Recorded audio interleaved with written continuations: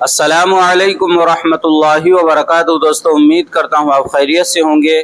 میں ہوں محمد مقصود قاسمی اور آپ دیکھ رہے ہیں باغ مدینہ یوٹیوب چینل۔ شہروں میں ایک اجتماعی ترک سنت کی وبا عام ہو رہی ہے۔ ایک فکر انگیز بات، خلاصہ بیان از حضرت مولانا مفتی محمد اسماعیل قاسمی صاحب، رکن شورا دارالعلوم دیوبند و صدر جمعیت علماء مالیگاؤں، خطبہ جمعہ بتاریخ 17 اگست کا خلاصہ ہے۔ عید الفطر اور عید الاضحیٰ کی نماز عیدگاہ میں ادا کرنا نبی کریم صلی اللہ علیہ وسلم کی ایک اہم سنت ہے، جس میں بہت سی حکمتیں اور مصلحتیں پوشیدہ ہیں۔ لیکن آج کل عید الاضحیٰ کی نماز مسجدوں میں ادا کرنے کا رواج عام ہو گیا ہے، جبکہ مسجد میں عید کی نماز ادا کرنے کی اجازت صرف بوڑھوں، کمزوروں اور مریضوں کے لیے ہے۔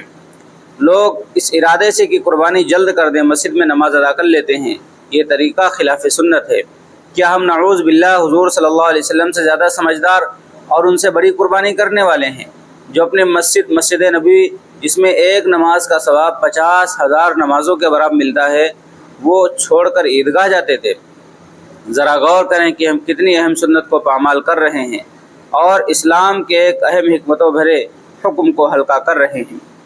اور پھر ایک دو مسجدیں نہیں، شہر کی تقریباً تمام مسجدوں میں عید الاضحیٰ کی نماز ادا کی جاتی ہے۔ کیا یہ ایک عظیم سنت کو ٹھکرانا نہیں ہے؟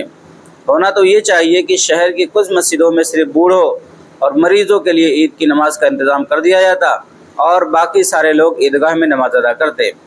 یاد رہے، جو ٹرسٹیان اپنی مسجدوں میں عید کی نماز کا انتظام کروا رہے ہیں، وہ لوگ بھی ترک سنت کے گناہ میں شریک ہو رہے ہیں اور ایک گناہ میں اعانت کر رہے ہیں۔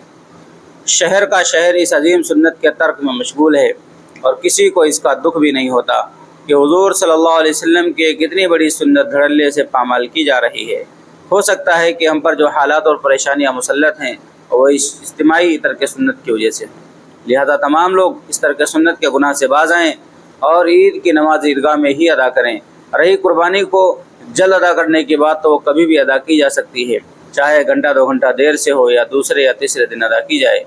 حضور صلی اللہ علیہ وسلم کا ارشاد ہے کہ جو شخص فساد امت کے زمانے اور فتن دور میں میری ایک سنت کو زندہ کرے گا، اسے 100 شہیدوں کے بقدر ثواب ملے گا۔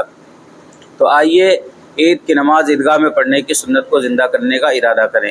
یہ بہت اہم پیغام ہے، اپنے دوستوں، رشتہ داروں اور اپنے تمام گروپ میں ضرور پہنچا دیں۔ جزاکم اللہ۔ دوستوں، امید کرتا ہوں پوری بات جو مولانا اسماعیل صاحب نے کہی تھی اپنے ایک جمعے کے بیان میں سمجھ میں آ گئی ہوگی کہ شہروں میں ایک اجتماعی ترک سنت کی وبا عام ہو رہی ہے۔ اب آپ حضرات کا اس کے متعلق کیا کہنا ہے، نیچے کمنٹ کیجئے گا۔ پہلی بار چینل کو دیکھ رہے ہیں تو سبسکرائب بھی کر سکتے ہیں۔ چلیے دوستوں، پھر ملتے ہیں انشاءاللہ جلدی کسی نئے ویڈیو میں۔ السلام علیکم ورحمۃ اللہ وبرکاتہ۔